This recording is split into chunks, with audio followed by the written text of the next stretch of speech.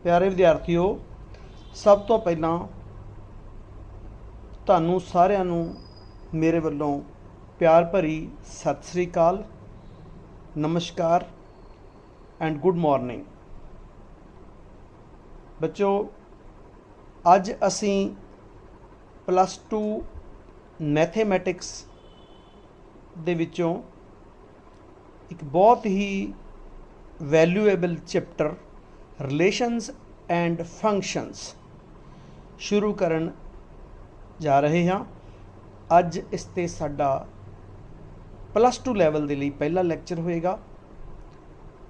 प्यारे बच्चों, रिलेशन अते फंक्शन नूं समझण दे लई सब तो पहला सानू कुछ डेफिनेशनस जिहड़ियां +1 दे विच असी सैट्स वाले चैप्टर विच पढ़ियां सी उन्हां बारे पता होना जरूरी है। वो असी नाल दी नाल जिथे जरूरत पेगी +1 की डेफिनेशन नाल लिखते जावांगे। पहली डेफिनेशन जिहड़ी सी वरतों च लियानी हैगी है, दैट इज़ सैट। प्यारे बच्चों, a set is a collection of well defined distinct objects. ये साडे सैट की डेफिनेशन है, यानी कि सैट दे लई साडे कोल एक कलैक्शन होनी चाहिए है और कलैक्शन दे सारे एलीमेंट वैल डिफाइंड होने चाहिए हैं, यानी कि उन्होंने जोड़े सारे एलीमेंट है वो सुपरिभाषित होने चाहिए हैं। ठीक है ना। और दूसरी गल जी है कि सारे एलीमेंट डिस्टिंक्ट होने चाहिए हैं, यानी कलैक्शन ऑफ ऑब्जेक्ट होवे, सारे एलीमेंट वैल डिफाइंड होण ते डिस्टिंक्ट होण, उस कलैक्शन नूं असीं सैट कहांगे। मैं तुहानूं एक एग्जाम्पल दे दिना है, वधिया एग्जाम्पल, कि असीं अगर set of all the students of your school of +2 having non medical, यानी +2 क्लास दे सारे वो विद्यार्थियों का असीं एक कलैक्शन लैने हैं ते जिन्हां ने नॉन मैडिकल रखा होया है, तो तुसी बड़ी आसानी नाल मैनू दस दोगे, अपनी नेम्स की लिस्ट भी दे दोगे, रोल नंबर की लिस्ट भी दे सकते हो, कोई दिक्कत नहीं। अच्छा बच्चों, इस तरह की कलैक्शन जी होएगी फिर वो, क्योंकि सारे एक तो कलैक्शन है, सारे एलीमेंट डिस्टिंक्ट होणगे, क्योंकि सारे बच्चे जिन्होंने नॉन मैडिकल रखे है सारे डिस्टिंक्ट एलीमेंट हो जाएंगे साइड साइड से। सारिਆਂ ਦੀ ਤੁਹਾਡੀ अपनी अपनी परिभाषा भी है, अपने अपना नाम है, फादर्स नेम है, रोल नंबर है, डेट ऑफ बर्थ है। ठीक है ना, मतलब डिफरेंट सारे ऑब्जेक्ट होणगे। तो इस तरह के जिहड़े कलैक्शन होएगी उन्होंने असीं सैट कहांगे। दूसरी गल कि सैट किहड़ी कलैक्शन सैट नहीं होएगी। देखो, अगर मैं तुहानूं कहां कि +2 के सारे विद्यार्थी जिहड़े जिन्होंने नॉन मैडिकल रखा है और बहुत इंटैलीजेंट हैं, तो उन्हां दी मैनूं लिस्ट बना के दे दो, तो तुसीं नहीं दे सकोगे। क्यों? क्योंकि हर बच्चे की अपनी अपनी लिस्ट होएगी। ठीक है ना। क्यों? क्योंकि इंटैलीजेंसी की कोई डेफिनेशन ही नहीं होंगी कि कौन इंटैलीजेंट है तो कौन नहीं, क्योंकि एलीमेंट उस केस साढ़े वैल डिफाइंड नहीं होंगे। वैल डिफाइंड का मतलब कि एक बच्चा होवे उन्होंने सारे कहन जी इंटैलीजेंट है, तो फिर इंटैलीजेंट है। अगर एक ने भी कह दिता कि नहीं जी ये नहीं इंटैलीजेंट, तो फिर असी उसनों वैल डिफाइंड ऑब्जेक्ट नहीं कहांगे। तो उस तरह दी कलैक्शनां जिहड़ियां वो सैट नहीं होणगियां। हुण दूसरी जिहड़ी चीज़ साडी इंपोर्टेंट है वो है cartesian product of 2 sets denoted by A cross B and is equal to within the curly bracket. Set की नोटेशन है curly bracket, set of ordered pair x, y, set of ordered pair x, y, so that first entry, that's x belongs to the first set, x belong to the first set, and second entry y belongs to the second set। ये साडा हो जाएगा Cartesian product of 2 SATS. ये बच्चों साडी A cross B जिहड़ी है ये set दी set builder form दे विच जिहड़ा सैट साडा लिखिया होया है। हुण असीं एक एग्जांपल लैने आ A क्रॉस B नूं एक्सप्लेन करने लई। if A is a set containing two element 1 comma 2 and B is a set containing two element 2 comma 3 then A cross B किवें लिखांगे। देखो असी A दी पहली एंट्री चुकी, पहला तो सैट लिख दें, सैट एज इट इज़ लिखता, क्रॉस पाया, set B as it is लिखता।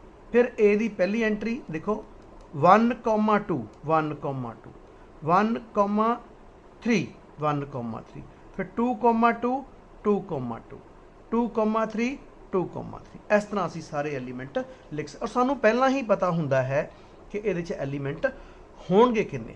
देखो नीचे असी नोट लिखा है, number of element in A cross B is equal to number of elements in A into number of elements in B। साडे case विच number of elements in A किन्ने है 2 और number of elements in B किन्ने है भी 2 हैं। 2 into 2 कितना हो गया 4। ਇਹਦਾ मतलब number of element in A cross B किन्ने होणगे 4 पेयर होणगे, यानी कि 1 2 3 4 पेयर। हुण असीं जिहड़ी साडे लई बहुत यूजफुल चीज़ है वो हैगी है कि A दा कार्टेशियन प्रोडक्ट विद इटसेल्फ अपने आप नाल A क्रॉस A किवें लिखांगे। पहला असीं A दी वैल्यू लिखी एज ए सैट, फिर क्रॉस, फिर A दी value again as a set. हुण 1 comma 1 1 comma 1 1 comma 2 1 comma 2 2 comma 1 2 comma 1 2 comma 2 ये असीं A क्रॉस A भी लिखना सीखिया। तो हुण असीं जिहड़ी साडी रिलेशन दी डेफिनेशन एक्सप्लेन करांगे। प्यारे विद्यार्थियों, रिलेशन दी डेफिनेशन हुण असीं करन जा रहे हैं। A relation R from a set A is a non-empty set to a set B is again a non-empty set, is a subset of A cross B। दोबारा पढ़ते हैं आपां, a relation R from a set A to a set B is a subset of A cross B। यानी जो भी सानू relation दिता होएगा अगर वो A क्रॉस B का सबसैट है तो वो रिलेशन है, अगर नहीं सबसैट है तो वो relation from A to B नहीं होएगा। यदि और if R is a relation from A to B then R is a subset of A cross B। उपरली डेफिनेशन ही मैथमेटिकल फॉर्म दे विच लिखिया होया है। हुण असीं एक एग्जाम्पल लैन जा रहे हैं समझण दे लई। वैसे तुसीं +1 च कर चुके हो पर फिर भी आपां बहुत डिटेल च इहनूं समझावांगे क्योंकि इह बहुत क्वेश्चन जिहड़े बहुत ही ऑब्जैक्टिव क्वेश्चन IIT च भी आउणगे, वो आपां बहुत ध्यान नाल फिर होर भी कंसैप्ट उह च लैके तुहानूं समझावांगे। For example let A is a set containing 3 element 1 2 3 and B is a set containing 2 element 1 2 and also let R is equal to the set of 3 ordered pairs 1 2 2 1 2 2। हुण बच्चों असीं ये देखना चाहते हैं कि जिहड़ा साडा R है वो relation from A to B है जां नहीं है।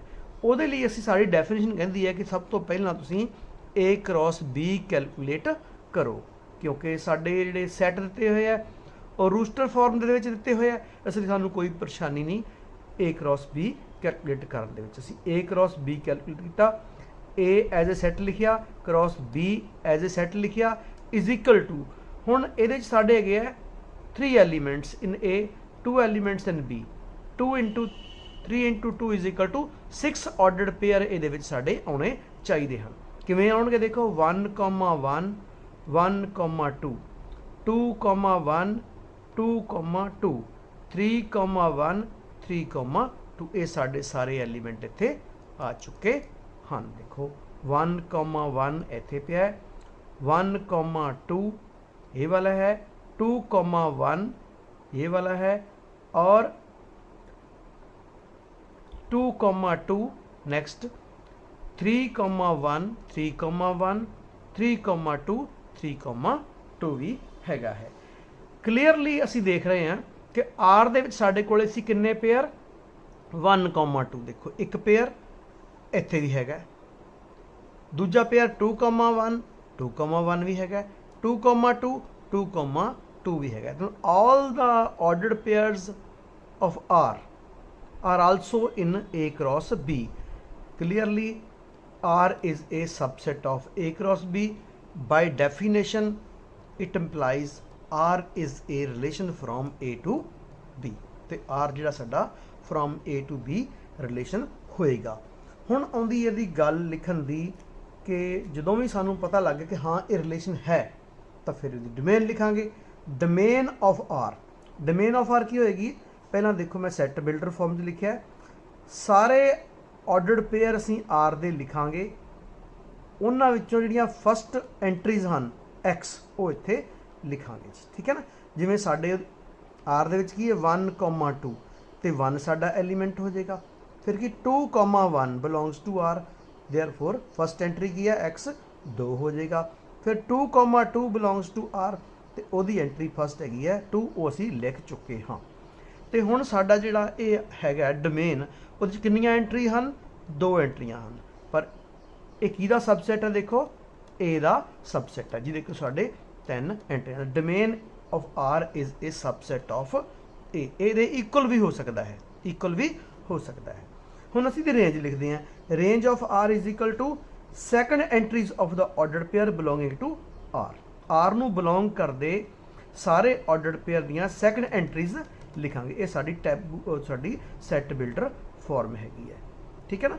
ਹੁਣ ਪਹਿਲਾਂ ਅਸੀਂ ਦੇਖਿਆ ਕਿ ਆਰ ਨੂੰ ਪਹਿਲੀ ਐਂਟਰੀ ਕਿਹੜੀ ਬਿਲੋਂਗ ਕਰਦੀ? 1,2 2 ਦੀ ਜਿਹੜਾ ਸੈਕੰਡ ਐਲੀਮੈਂਟ ਕੀ ਹੈ 2, ਤੇ ਉਹ ਅਸੀਂ ਇੱਥੇ ਲਿਖਤਾ।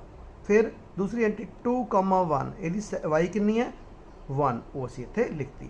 थर्ड एंट्री 2,2 ਇਹਦੀ y ਕਿੰਨੀ ਹੈ 2, ਅਸੀਂ ਪਹਿਲਾਂ ਹੀ ਲਿਖ ਚੁੱਕੇ ਹਾਂ। ਇਹ ਸਾਡੀ ਫਿਰ ਕੀ ਆ ਗਈ? ਰੇਂਜ ਆਫ R ਆ ਗਈ। ਦੇਖੋ range of R is also A subset of B, ਇਹ B ਦਾ ਸਬਸੈਟ ਹੋਊਗਾ। ਪਰ ਸਾਡੇ ਕੇਸ 'ਚ ਕੀ ਆਇਆ? ਦੇਖੋ ਇਹ ਹਾਂਜੀ ਸਾਡੇ ਕੇਸ 'ਚ ਕੀ ਆ ਗਿਆ ਬੱਚੋ? B ਦੇ ਇਕੁਅਲ ਆ ਗਿਆ। ਇਹਦਾ ਮਤਲਬ ਇਸ ਰਿਲੇਸ਼ਨ ਦੇ ਵਿੱਚ ਰੇਂਜ ਆਫ R ਜਿਹੜੀ ਹੈ वो कोडोमेन ऑफ आर दे इक्वल आ चुकी है। The set B is called the codomain of R. ये मैं इत्थे दोबारा लिखता कि इत्थे देखो इस जिहड़ा बी साडा साडी रेंज ऑफ आर ते कोडोमेन ऑफ आर जिहड़ी आ वो सेम आ चुकी है। हुण असीं अगे चलांगे। हाँ जी प्यारे विद्यार्थियों, हुण असीं रिलेशन डिफाइन करन जा रहे हैं। Relation on a set. पहला असी रिलेशन डिफाइन किया सी from a set A to B. हुण असी ए टू ए करन जा रहे हैं define. Let A be a non empty set. Non empty set means a set containing at least one element. Any subset of A cross A. ਅਸੀਂ ਸਭ ਤੋਂ ਪਹਿਲਾਂ A cross A find out करांगे। Any subset of A cross A defines a relation in A। जानी अगर असी कोई R relation from A to A बनाना चाहते हैं तो वो A क्रॉस A दा जिन्ने भी सबसेट होणगे वो सारे ही जानी कि साडे ऑन A जिहड़े रिलेशन होणगे। हुण इह 'च कुछ गल्लां नोट करन वालियां जिहड़ियां जरूरी है। कुछ गल्लां असीं ऑब्जैक्टिव वाली असाइनमेंट भी करांगे जिहड़ियां उत्थे ज़्यादा सूटेबल होणगियां। इह नोट 1 है, range is always A proper सबसैट of कोडमेन। जानी रेंज जिहड़ी है साडी वो कोडमेन दे इक्वल भी हो सकती है ते नहीं तो फिर रेंज जिहड़ी कोडमेन दा सबसैट होएगी। असीं पहलां गल कर चुके हैं कि रेंज की हुंदी है, कोडमेन की हुंदी है। नोट 2 है साडा, if ordered pair A, B belongs to R। अगर साडा ये पेयर A, B R नू belong करता है then we write it as A R B and it is read as A is in relation R to B। जानी कई बारी असीं नोटेशन ये भी यूज़ करांगे कि भी किते सानू लगे कि क्वेश्चन दे विच दिता ही इस तरह होया तो फिर असीं नोटेशन यूज़ करांगे कहता भी इनू एवें भी लिखा जा सकता है कि a b ordered pair belongs to R नू इस तरह भी लिखा हो सकता है। इसका मतलब की है ए आर बी। इनू पढ़ना किस तरह है, A is in relation R to B. Number 3 note, if A comma B यानी ordered pair A B does not belongs to R, अगर R is a relation here relation में belong नहीं करता, then we can write it as, तो असीं इनू कुछ इस तरह लिखांगे, ए आर नू असीं इत्थे कट कीता होया b and it is read as a is not in relation R to b. ठीक है जी, ये साडे नोटेशनस होणगियां जिहड़ियां असीं ध्यान देनियां क्वेश्चन सॉल्व करन लगे सानू ये काम आउणगियां। नंबर 4 जिहड़ा साडा पॉइंट है, a relation may be represented algebraically either by roster method. Roster method का दूसरा नाम साडा टैबूलेशन मैथड भी सीगा, और by the set builder method. Set builder का दूसरा नाम जिहड़ा असीं आम यूज़ करते हैं उसी फॉर्मूला मैथड। ठीक है ना, ये साडा जिहड़ा सैट है वो सानू क्वेश्चन दे विच इन्हां दोनों चों किसी भी एक तरीके नाल रिप्रजेंटेड मिलेगा, यानी रोस्टर मैथड जां सैट बिल्डर। रोस्टेड मैथड दे विच सानू जिहड़े उहदे एलीमेंट है जां जिहड़े ऑब्जेक्ट आ वो क्लीयर नज़र आउंदे है, पर जिहड़ा सैट बिल्डर फॉर्म है वो च एक फॉर्मूला लिखिया हुंदा है, उहदे नाल फिर सानू खुद ऑब्जर्व करने पैंदे है। हुण असीं अगे रिलेशनस दियां टाइप्स की गल करांगे। प्यारे विद्यार्थियों, हुण असीं शुरू करन जा रहे हैं कि टाइप्स ऑफ रिलेशनस। पहली टाइप जिहड़ी असीं शुरू करन जा रहे हैगी वाइड और एम्प्टी रिलेशन। पहला आपां डेफिनेशन रीड करते हैं। A relation R in a set A is called empty or void relation if no element of A is related to any element of A, that is R is equal to phi is a subset of A cross A।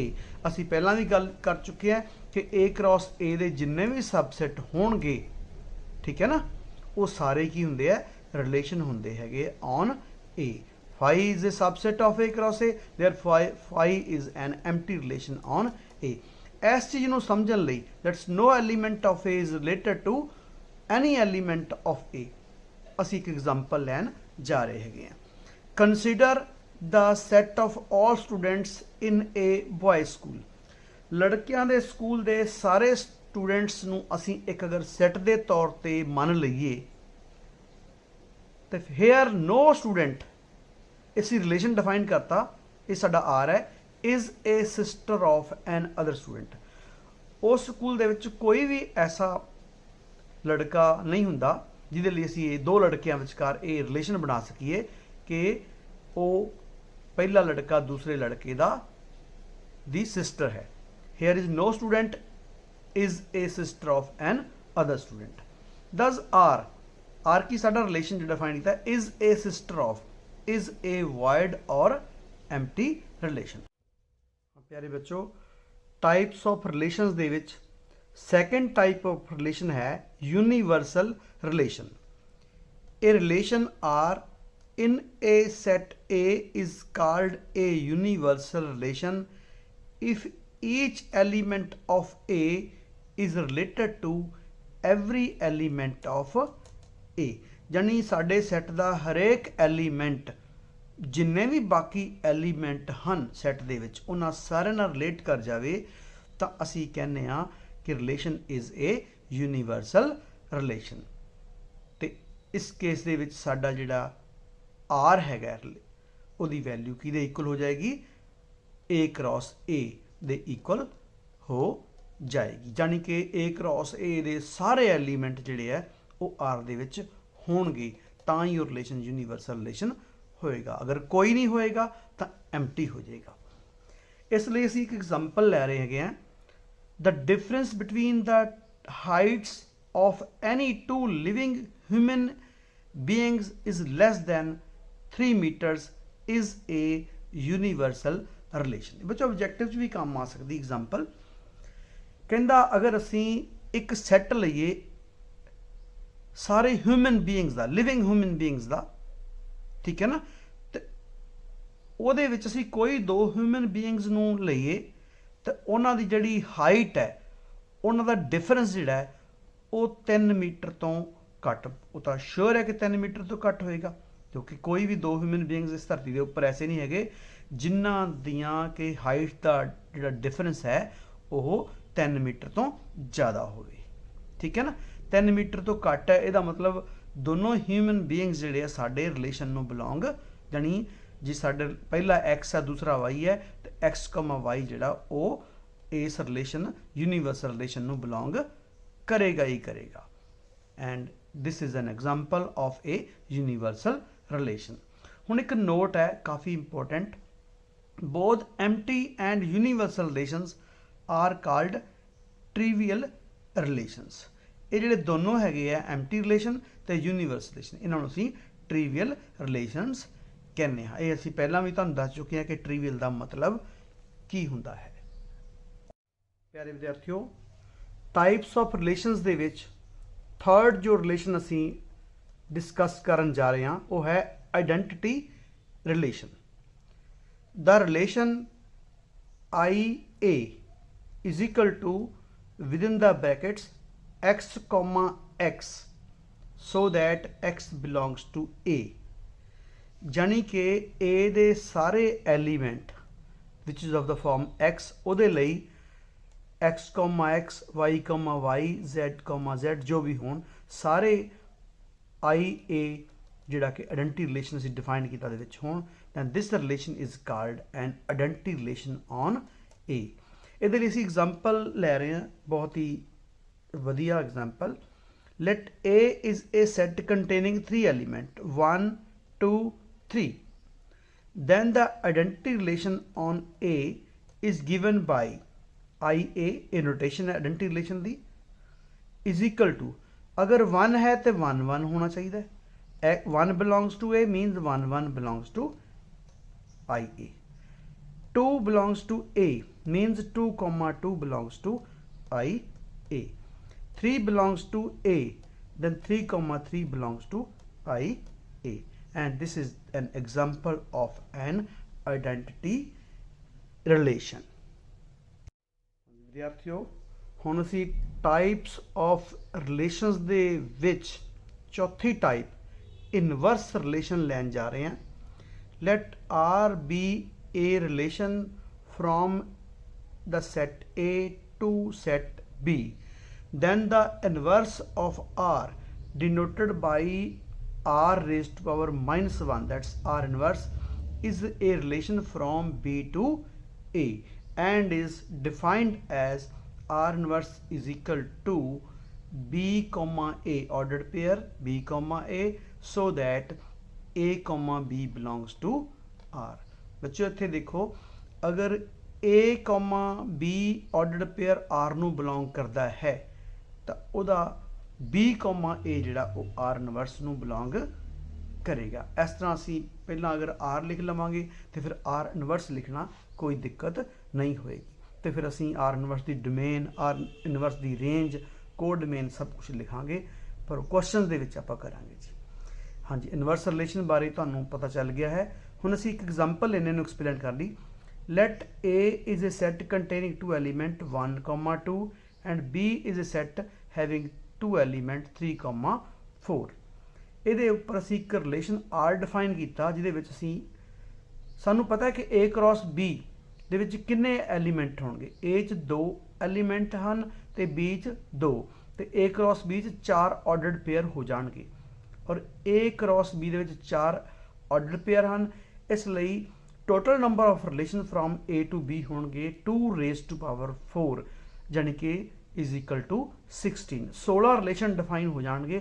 16 ਵਿੱਚੋਂ ਅਸੀਂ ਇੱਕ relation ਇੱਥੇ ਲਿਖਿਆ ਹੈ R is equal to 1 3 2 3 2 4 is a relation from A to B ਅਸੀਂ ਇੱਥੇ ਲਿਖਿਆ। ਇਹਦਾ ਅਸੀਂ ਇਨਵਰਸ ਲਿਖਣ ਜਾ ਰਹੇ ਹਾਂ। ਤੇ R ਇਨਵਰਸ ਕੀ ਹੋਏਗਾ ਬੱਚਿਓ, ਇੱਥੇ 1 3 ਅਗਰ R ਨੂੰ ਬਿਲੋਂਗ ਕਰਦਾ ਹੈ ਤਾਂ ਉਹਦਾ ਉਲਟਾ 3 1 R ਇਨਵਰਸ ਨੂੰ ਬਿਲੋਂਗ ਕਰੇਗਾ।